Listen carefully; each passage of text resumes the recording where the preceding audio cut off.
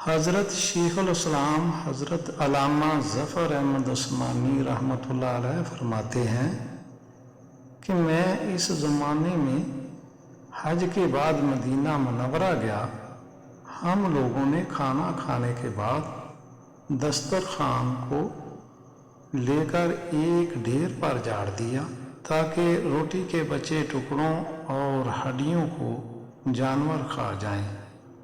थोड़ी देर के बाद जब मैं अपने कमरे से बाहर निकला तो ये देखकर हैरान रह गया कि एक खूबसूरत 9 साल का बच्चा इन टुकड़ों को चुन चुन कर खा रहा है।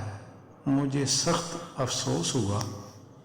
बच्चे को साथ लेकर क़यामगाह में आया और उसे पेट भर के खाना खिलाया, क्योंकि मैं ऐसी हस्ती के शहर में था जो गरीबों का वाली और गुलामों का मौला था।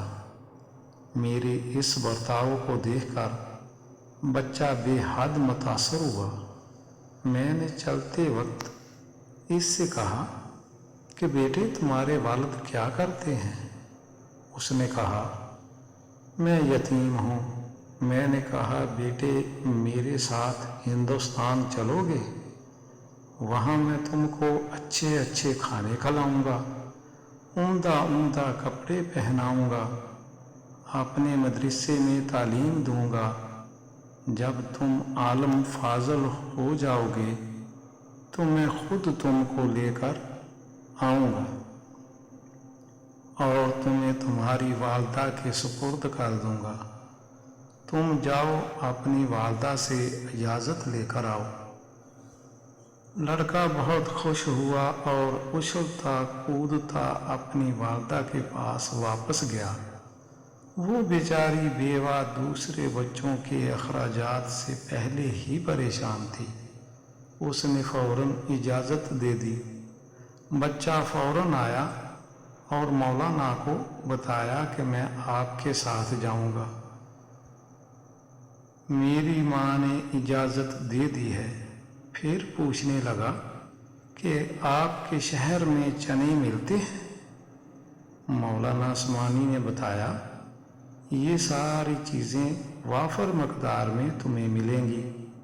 मौलाना का बयान है कि मेरी उंगली पकड़े मस्जिद नबवी में वो मेरे साथ आया और ठठक कर रह गया। सरकारी दो आलम सल्लल्लाहु अलैहि वसल्लम के रोज़ा मुबारक को देखा और मस्जिद के दरवाजे को, और पूछा, क्या बाबा, ये दरवाज़ा और रोज़ा भी वहाँ मिलेगा?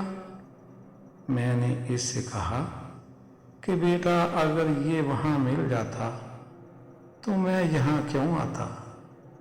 लड़के के चेहरे का रंग बदल गया। मेरी उंगली छोड़ दी। बाबा, तुम जाओ, अगर ये नहीं मिलेगा तो मैं हरगज़ इस दरवाजे को छोड़कर नहीं जाऊंगा। भूखा रहूंगा, प्यासा रहूंगा।